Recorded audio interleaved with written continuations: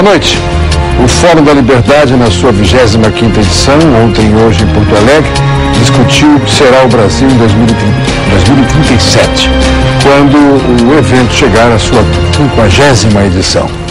No cenário de hoje, como de praxe, muitas críticas ao tamanho do Estado, aos baixos investimentos, principalmente em infraestrutura e educação, e ao elevado nível de corrupção, pois o programa de hoje vai tratar deste tema sob o enfoque do Fórum da Liberdade e também temos aqui convidados do Fórum da Igualdade, um evento que acontece no mesmo período e que se contrapõe aos propósitos do Fórum da Liberdade. Vamos conhecer então estas opiniões divergentes, vamos tentar traçar um caminho seguro e correto para o Brasil, para que ele não apenas consolide e aprimore o desenvolvimento econômico, mas também vamos ver se há caminhos para o desenvolvimento e crescimento das pessoas, dos cidadãos que devem consolidar a nação do futuro.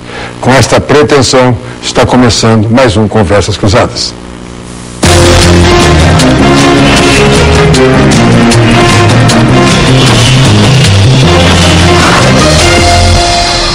São convidados do programa o professor de Economia na Unicamp, Plínio de Arruda Sampaio Júnior, o integrante do Instituto Mises Brasil, mestre em Ciência Política e Relações Internacionais, Bruno Garchagen, o cientista social, integrante do Diretório Nacional do PT, Rodrigo Di Lélio, e o diretor do Instituto de Estudos Empresariais, Fábio Osterman. O Conversas Cruzadas tem o patrocínio de Funerárias Reunidas, carinho, respeito e honestidade. Sicredi, gente que coopera, cresce. CIEE, ações sociais que transformam. E Sistema Fecomércio, com você a gente faz a economia girar. Você pode mandar seu recado, mandar sua opinião para o e-mail conversas.cruzadas@tvcom.com.br ou então venha pelo Twitter, @Conversa Cruzada. A opinião do telespectador aqui no programa tem o patrocínio de Vinícola Laurentia Vinhedos do Brasil. Eu vou começar pelo Bruno Garchagen, que representa o Fórum da Liberdade, ele que foi um dos expositores, integra o Instituto e faz a sua primeira colocação. Que Brasil nós teremos em 2037? Olha, primeiro eu gostaria de agradecer. Teremos a força de expressão, eu estarei em outra dimensão com certeza. Exatamente, eu também não sei se estarei aqui para ver esse Brasil 2037. Mas eu acho que o objetivo do fórum era propor uma discussão e tratar dos problemas atuais pensando em soluções para 2037. Né? O tamanho do Estado, como você mencionou no início do programa, é um problema atual. Né? Então a gente precisa resolver como a gente lida com esse Estado inchado, gigante e ineficiente que nós temos hoje. Enfim, discutiu-se várias questões no fórum, uma das quais qual o melhor caminho para se buscar a prosperidade, de que forma que você potencializa as forças produtivas e as forças trabalhadoras também, quer dizer, não há nenhuma contraposição ou nenhum tipo de embate. Né? O empreendedor precisa do trabalhador, o empreendedor é um trabalhador também, então não há nenhuma divisão a ser feita com relação a isso, mas o que se colocou em debate eram formas de trabalhar o presente para termos um futuro melhor. Acho que sim. Vamos situar inicialmente o telespectador com relação à entidade que você representou, o Instituto. Explique para nós dos objetivos e a configuração do Instituto. O Instituto Ludwig von Mises Brasil, ele tem uma série de atividades. Nós temos um site, nós temos livros que podem ser baixados gratuitamente. A nossa missão é divulgar as ideias da liberdade. Há uma série de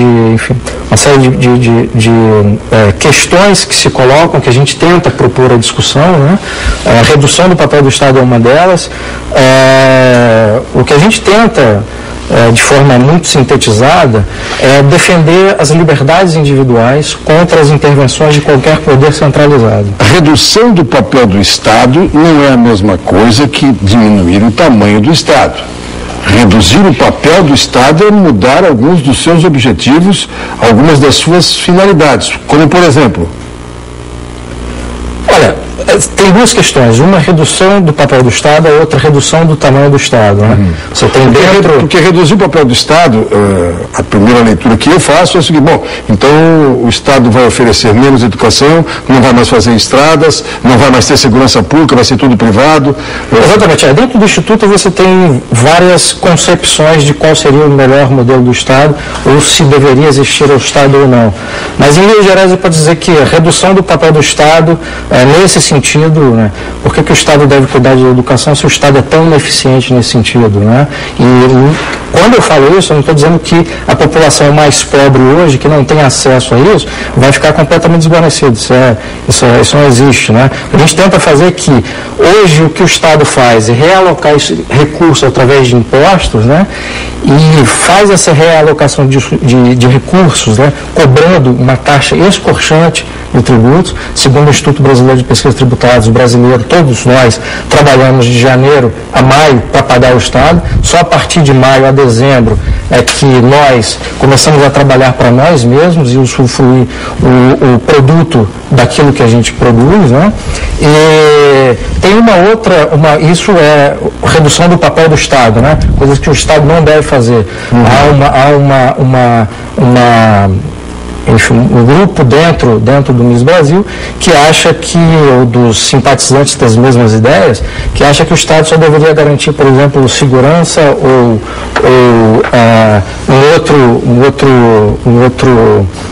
com saúde, por exemplo. Mas há também um grupo que acha que o Estado não deve fornecer sequer isso. Quer dizer, o indivíduo pode, com a força do seu trabalho e com a melhor qualidade que a iniciativa privada pode prover nesses serviços, e a iniciativa privada já mostrou que é muito mais eficiente do que o Estado para prover esse serviço, seja educação, seja saúde, qualquer serviço que você for comparar nesse sentido, a iniciativa privada é muito mais eficiente. E quando eu falo... Saúde no momento está complicado, né?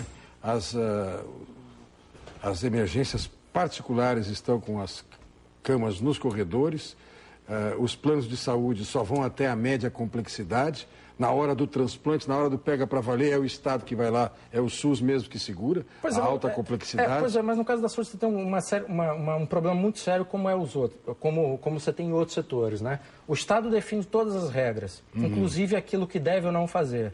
Se o Estado chega para uma empresa e fala, você tem que fazer isso tudo, e assumir esse ônus, é muito difícil para o empresário que tem uma tabela de custo ou tem um planejamento de fazer isso, querer atender tudo aquilo que o Estado faz. E, geralmente o Estado tenta obrigar o empresário a fazer aquilo que ele não consegue propriamente cumprir, né?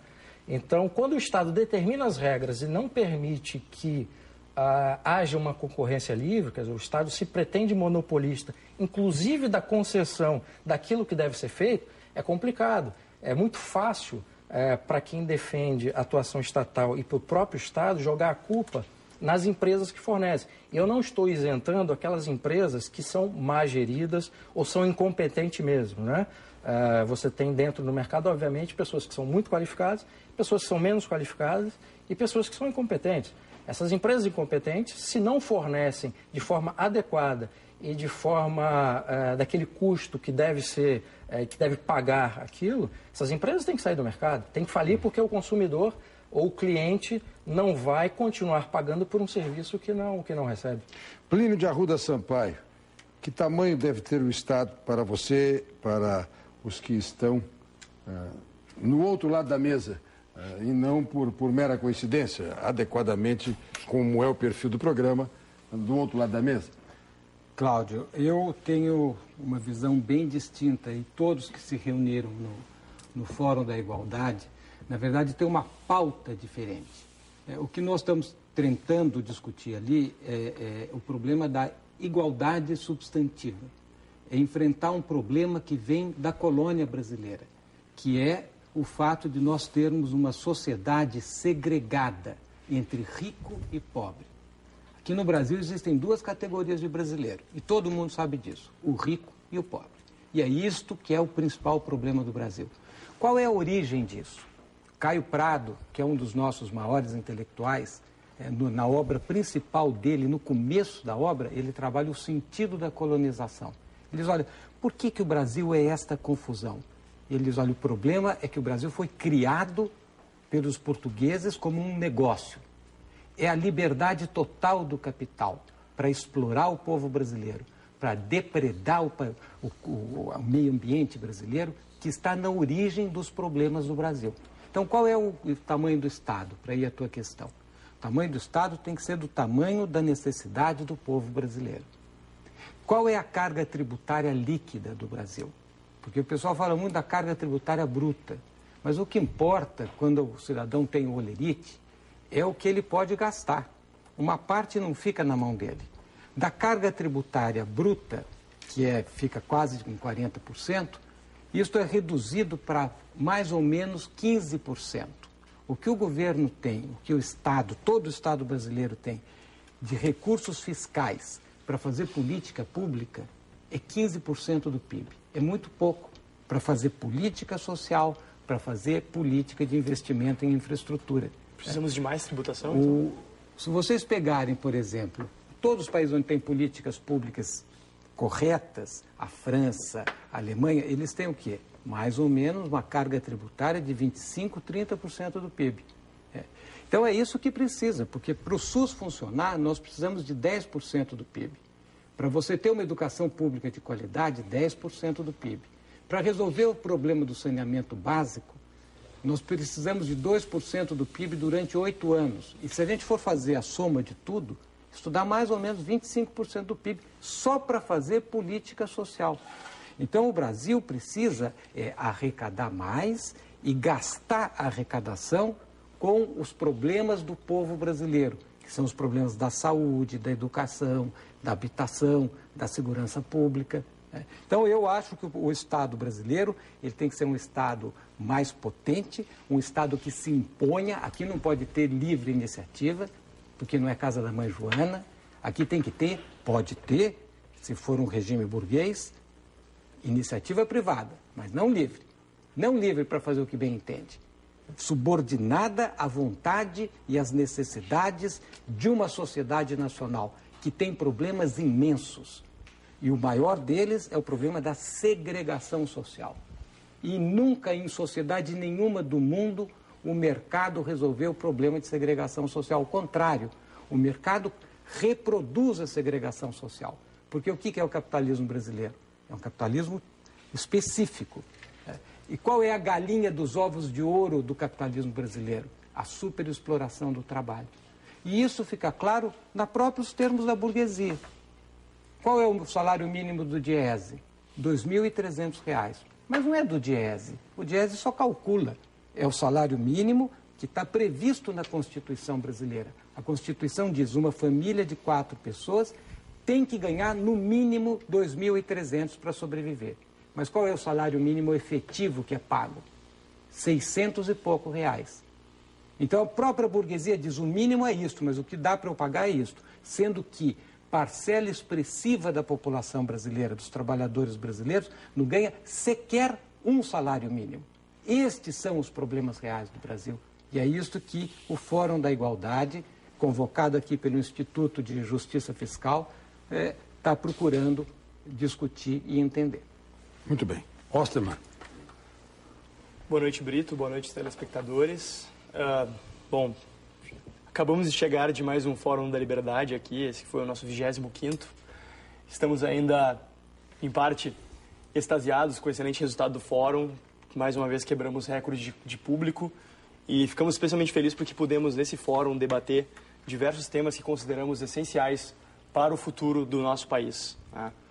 Porque, enfim, o que eu tenho certeza que o pessoal do Fórum da Igualdade também tem grande interesse em melhorar a situação do país, assim como nós temos. Só que, infelizmente, eles resolveram marcar o fórum deles para o mesmo dia que o nosso, então não tivemos a possibilidade de comparecer e conhecer as propostas, né?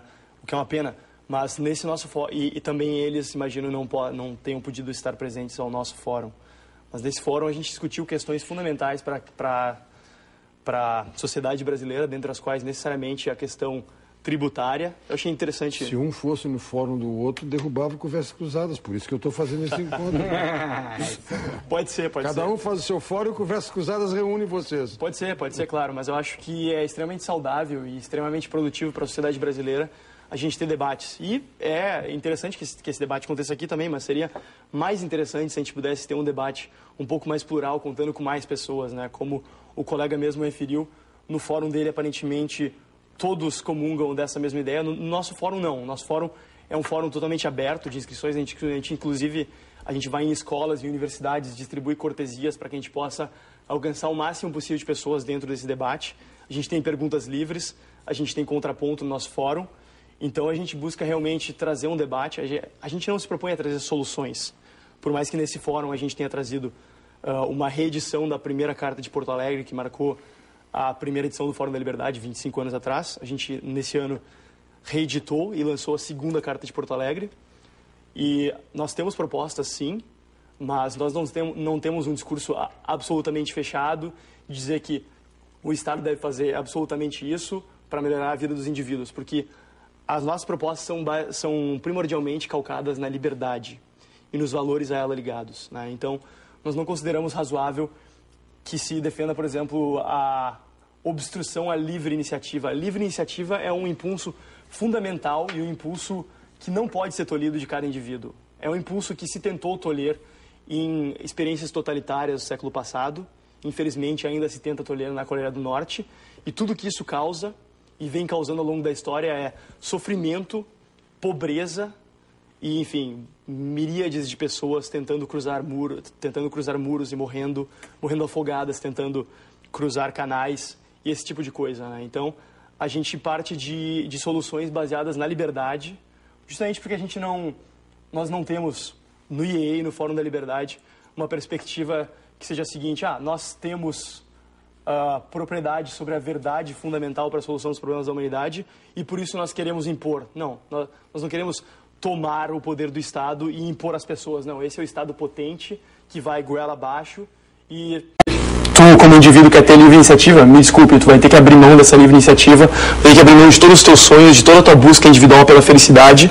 Tu vai ter que abrir mão disso em nome de um ideal coletivo, em nome de um ideal que pessoas lá em cima do partido vão definir.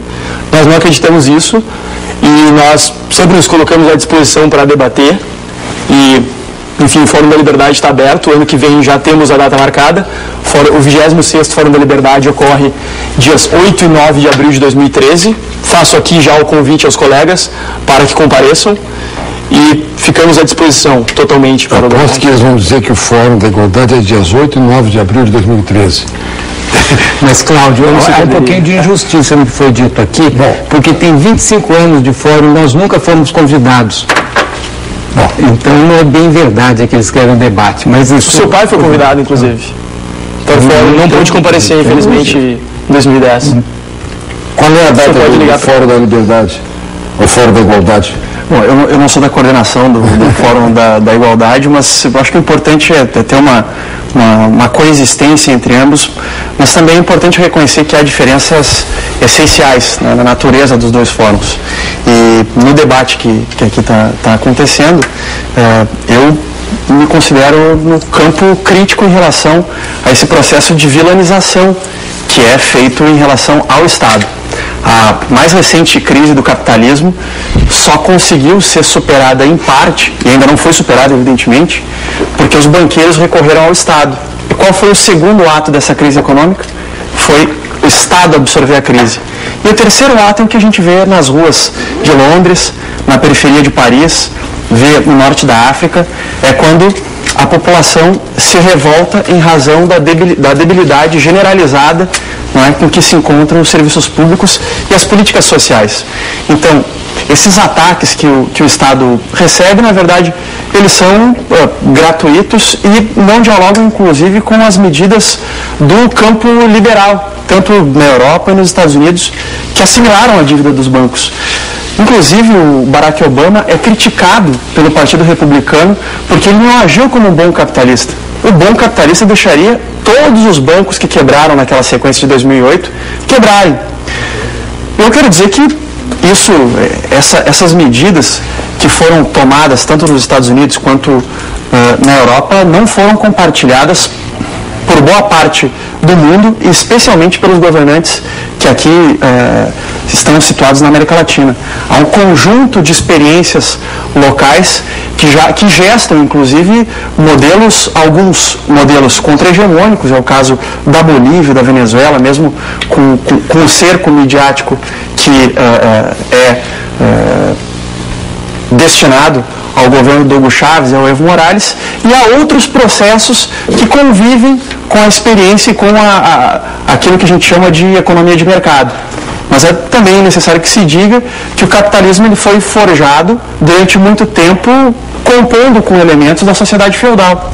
E, portanto, não quero dizer que os processos políticos mais moderados na América Latina já não estejam gestando modelos que não tenham por base esse livre fazer desenfreado. Porque a conta, mais dia, menos dia, ela vem. Essa é o caso do Brasil? Seria o caso do Brasil, livre fazer desenfreado?